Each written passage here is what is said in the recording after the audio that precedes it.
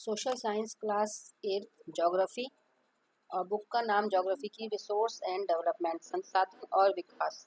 आज हम first chapter start कर रहे हैं रिसोर्सेज, जिसको हिंदी में हम कह सकते हैं संसाधन। This video contains types of resources. इस वीडियो में मेनली हम संसाधनों के प्रकार के बारे में बताएंगे। संसाधनों के 3 प्रकार: प्राकृतिक संसाधन, मानव निर्मित संसाधन और मानव संसाधन। Natural resources, human made resources and human resources. इन संसाधनों का आगे जो भी फर्दर क्लासिफिकेशन किया गया है उसको भी डिटेल से इसमें बताया गया है। टाइप्स ऑफ रिसोर्सेज, संसाधनों के प्रकार। संसाधन क्या है ये तो हम समझ गए हैं। Anything which is useful for us is a resource. Now we can divide the resources into 3 types. Natural means प्राकृतिक संसाधन, ह्यूमन मेड मानव निर्मित संसाधन एंड ह्यूमन मानव संसाधन। संसाधनों को व्यापक स्तर पर 3 भागों में बांट सकते हैं: प्राकृतिक संसाधन, मानव निर्मित संसाधन और मानव संसाधन।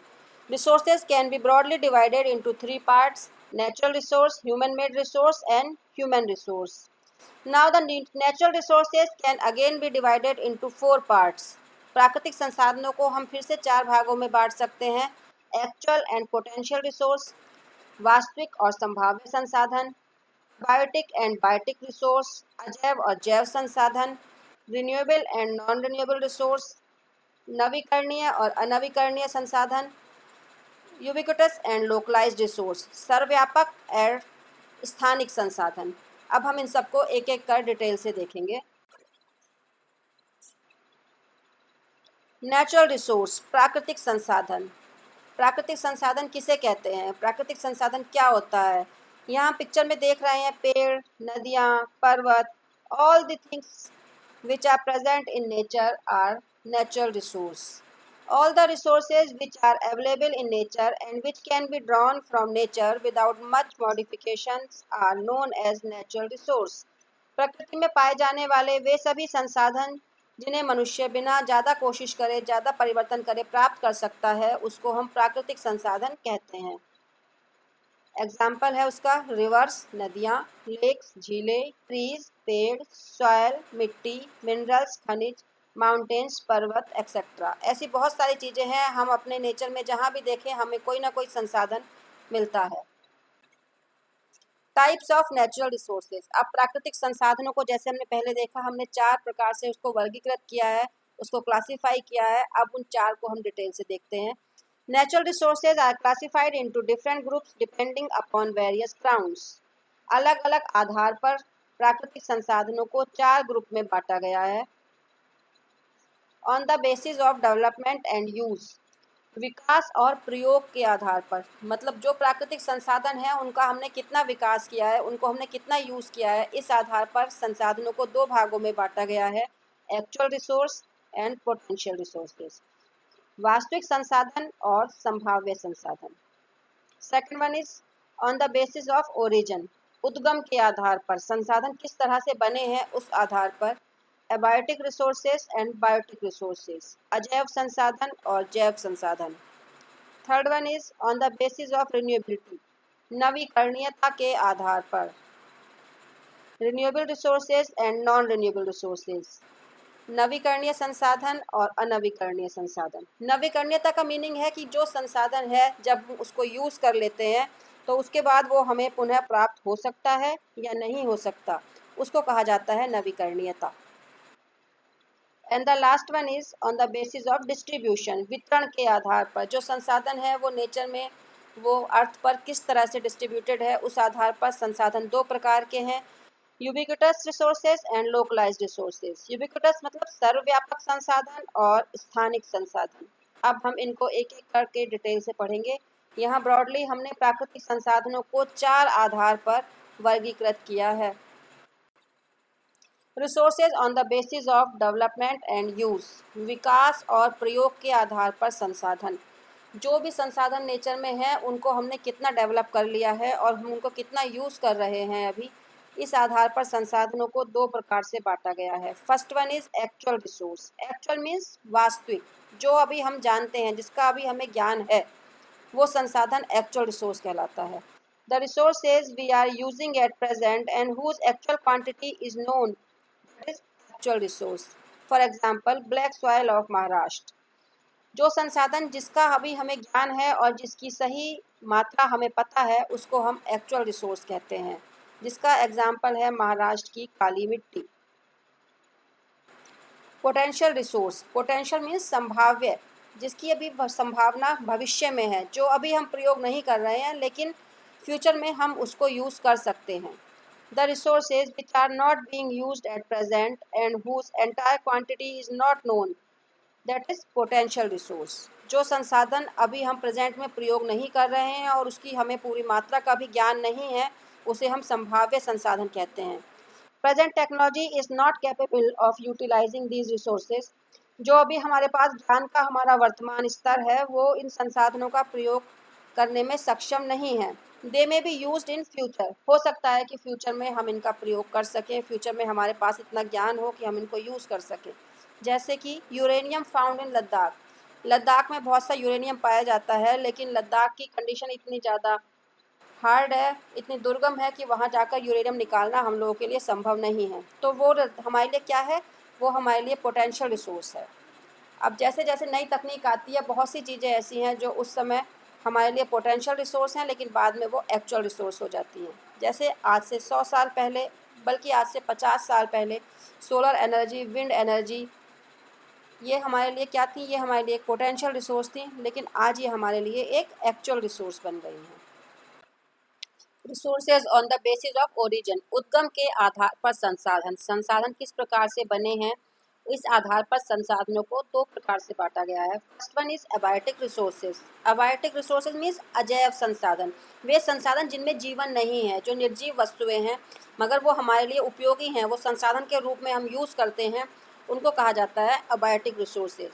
These are non living resources, example soil, rocks, minerals. It means that all the elements of the environment which don't have life but which are useful for us are called abiotic resources. वे चीज़ें जो पर्यावरण में, जो वातावरण में पाई जाती हैं, निर्जीव चीज़ें हैं वो, लेकिन वो हमारे लिए उपयोगी हैं, उनको हम अजैव संसाधन कहते हैं, जैसे कि चट्टानें, खनिज, मिट्टी। The second one is biotic resources. Biotic resources means सजीव संसाधन या जैव संसाधन। These are living resources. ये जीवित संसाधन है, जीवित चीज़ें हैं। एग्जाम्पल प्लांट्स एंड एनिमल्स, वातावरण में जो पेड़ पौधे पाए जाते हैं, पशु पक्षी पाए जाते हैं, वो हमारे लिए बहुत उपयोगी होते हैं, वो भी हमारे लिए एक रिसोर्स हैं, संसाधन हैं, उनको हम मानते हैं जैव संसाधन। तो ओरिजिन के आधार पर, उद्गम के आधार पर संसाधनों को दो भागों में बांटा गया है, abiotic resources and biotic resources. Now the third category is on the basis of renewability, नवीकरणीयता के आधार पर। नवीकरणीयता का मीन्स रिन्यू होने का कैपेसिटी, किसी वस्तु का नवीकरण होना मतलब उसका पुनः बन जाना, एक बार समाप्त होने के बाद फिर से उसका निर्माण हो जाना कहलाता है रिन्यूएबिलिटी। इस आधार पर संसाधनों को दो भागों में बांटा गया है, रिन्यूएबल रिसोर्सेज। रिन्यूएबल मीन्स नवीकरणीय संसाधन, वे संसाधन जो हमें पुनः प्राप्त हो सकते हैं, which can be renewed, those resources are known as renewable resources. These resources are of two types, ये दो प्रकार के होते हैं। First are resources which are available in unlimited quantity and which are not affected by human activities, ऐसे संसाधन जो कि पर्यावरण में असीमित मात्रा में पाए जाते हैं और जिन पर मानवीय गतिविधियों का कोई प्रभाव नहीं पड़ता, जैसे solar energy and wind energy. सौर ऊर्जा, पवन ऊर्जा, ये सब पर्यावरण में असीमित मात्रा में है। हम जानते हैं कि सूर्य हमेशा रहेगा, वो ऐसे ही चमकता रहेगा और हम उस सोलर एनर्जी को यूज़ करते रहेंगे, और मनुष्य की किसी भी एक्टिविटी का सोलर पर, एनर्जी पर कोई प्रभाव नहीं पड़ता, हम उसको किसी भी तरह से इफ़ेक्ट नहीं कर सकते। ऐसे संसाधन रिन्यूएबल रिसोर्स है, हम इनकी कितनी भी मात्रा, कितनी भी क्वांटिटी में उसको यूज़ करते रहें, ये कभी ख़त्म नहीं होंगे। The second is resources whose quantity is limited and which are affected by human activities. ये वही संसाधन हैं जिनकी मात्रा सीमित है और जिन पर मनुष्य की गतिविधियों का प्रभाव पड़ता है। हालांकि ये रिन्यूएबल हैं, ये फिर से हमें प्राप्त हो जाएंगे, दोबारा से हमें मिल जाएंगे, लेकिन मनुष्य की गतिविधियों से ये पूरी तरह से प्रभावित होते हैं। These resources get renewed quickly, ये संसाधन फिर से हमें प्राप्त हो जाते हैं, एक बार समाप्त हुए तो फिर से बन जाएंगे। Such as trees, पेड़ पौधे, हम जानते हैं कि पेड़ को हम काट देते हैं, दूसरा पेड़ उग आता है, लेकिन यहाँ भी हमें ये ध्यान रखने की ज़रूरत है कि इनको रिन्यू होने में जो टाइम लगता है वो टाइम हमें इनको देना पड़ेगा। हम इन्हें इतनी जल्दी से ना फिनिश कर दें कि ये रिन्यू ही ना हो सके। So renewable resources are of two types. First one, the resources which are available in unlimited quantity and which are unaffected by human activities. And second one, the resources whose quality is limited but which are affected by human activities. Now non renewable resources, अनवीकरणीय या गैर नवीकरणीय संसाधन, इनके नाम से ही पता चल रहा है ये वो संसाधन हैं जिनका नवीकरण नहीं हो सकता, जिनको हमने एक बार यूज़ कर लिया तो वो फिनिश हो गए, वो समाप्त हो गए, अब हम उनको फिर से प्राप्त नहीं कर सकते। अगर वो पृथ्वी पर हमें दोबारा मिल भी सकते हैं लेकिन उनके बनने में इतना ज़्यादा टाइम लग जाता है कि उतने टाइम तक ह्यूमन लाइफ के बारे में हम नहीं कह सकते कि रहेगी या नहीं रहेगी। These resources are limited in quantity and are affected greatly by human activities. ये वो संसाधन है जिनकी मात्रा सीमित है और जो मानवीय गतिविधियों से बहुत ज़्यादा प्रभावित होते हैं। If we use these resources, they get exhausted, means ended, and couldn't be renewed quickly. अगर हम इन संसाधनों को प्रयोग करते हैं तो ये समाप्त हो जाते हैं और फिर ये जल्दी से प्राप्त हमें नहीं हो सकते। They may take thousands of year to get renewed, इनका रिन्यू हो सकते हैं, ये इनका नवीकरण हो जाता है लेकिन वो हज़ारों साल में होता है और हज़ारों साल में फिर वो हमारे लिए उतने यूज़फुल रहेंगे या नहीं रहेंगे, तब तक मानवता कहाँ जाएगी, टेक्नोलॉजी कहाँ जाएगी, हम नहीं जानते। इसका एग्जाम्पल है minerals such as coal, petroleum, natural gas etcetera. पृथ्वी पर जो भी खनिज संसाधन है वो सीमित मात्रा में है, अगर हम उनको यूज़ करते जाएंगे तो वो हमें दोबारा से प्राप्त नहीं हो सकते। तो इस तरह से नवीकरणीयता के आधार पर, रिन्यूएबिलिटी के आधार पर संसाधनों को हमने दो भागों में बांटा है, renewable and non renewable. Renewable को अगेन हमने दो भागों में बांटा है। फर्स्ट वे हैं जिनको की मात्रा असीमित है और जो हमारे द्वारा किसी भी कार्य से प्रभावित नहीं होते, जैसे सोलर एनर्जी। और सेकंड वो हैं जिनकी मात्रा सीमित है, वो हमसे प्रभावित होते हैं लेकिन वो हमें पुनः प्राप्त हो जाते हैं, जैसे कि पेड़ पौधे। सेकंड है नॉन रिन्यूएबल, जिनकी मात्रा सीमित है और जो एक बार प्रयोग के बाद समाप्त हो गए तो अब हमें दोबारा से कभी प्राप्त नहीं हो पाएंगे। Now on the basis of distribution, वितरण के आधार पर प्रकृति में जो भी संसाधन है वो हमारे भूमंडल पर, हमारे पृथ्वी पर, हमारी अर्थ पर किस तरह से वितरित हैं, कहाँ कहाँ पर पाए जाते हैं, इस आधार पर संसाधनों को दो भागों में बांटा गया है। फर्स्ट इज अबिक्विटस रिसोर्सेज, मीन्स सर्वव्यापक संसाधन। सर्वव्यापक का मतलब जो चीज़ सब जगह पाई जाती है, हम पृथ्वी पर कहीं भी जाएं वो हमें मिल ही जाएगी, उसको कहा जाता है सर्वव्यापक संसाधन। These are the resources which are found everywhere on the earth. For example air, हम पृथ्वी पर कहीं भी जाएं हमें हमेशा हवा मिल जाएगी। सोलर एनर्जी, हमें सूर्य मिल जाएगा। ये सब चीज़ें ऐसी हैं जो सर्वव्यापक हैं। And the second is localized resources. Localize means स्थानिक, वो संसाधन जो किसी स्थान विशेष पर ही पाए जाते हैं, वो हमें सब जगह नहीं मिलेंगे, उनके कुछ पर्टिकुलर पॉइंट हैं वो वहीं पर पाए जाएंगे। These are the resources which are not found everywhere, they are found only in certain places. ये वो संसाधन है जो सब जगह नहीं पाए जाते, वो किसी विशेष स्थान पर ही पाए जाते हैं।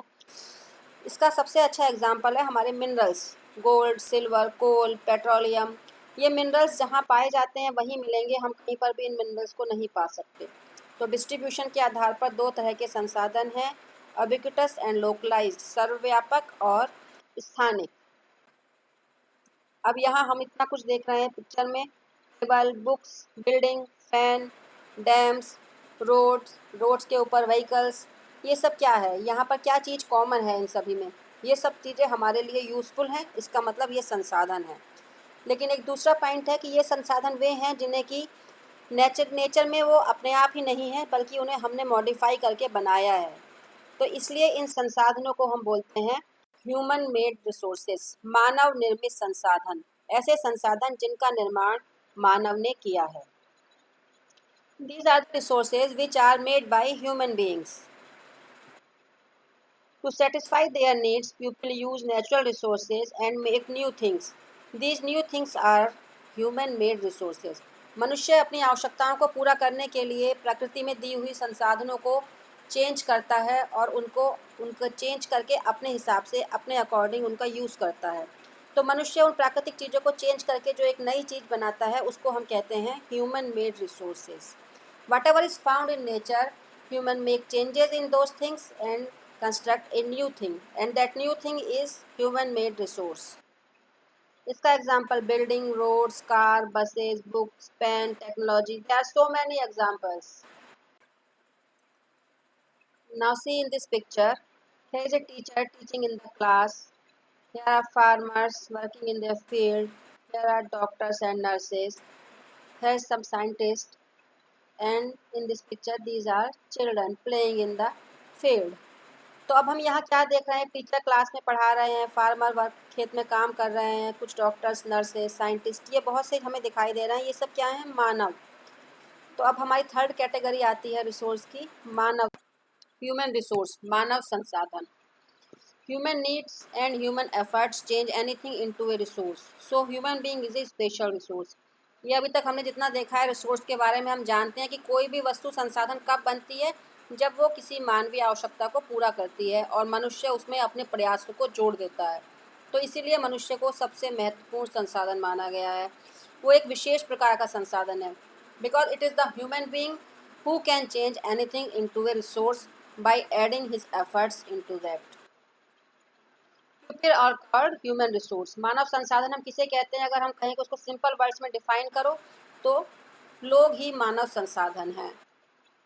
The quantity and quality of the people of a country is the human resource of the country.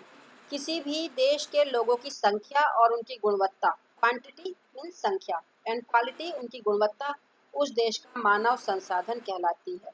किस देश में कितने लोग रहते हैं वो उनकी क्वांटिटी हुई, और वो लोग कितने शिक्षित हैं, स्वस्थ हैं, योग्य हैं, कुशल हैं, ये सब उनकी क्वालिटी हुई। तो ये दोनों चीज़ें मिलके उस देश का मानव संसाधन बनती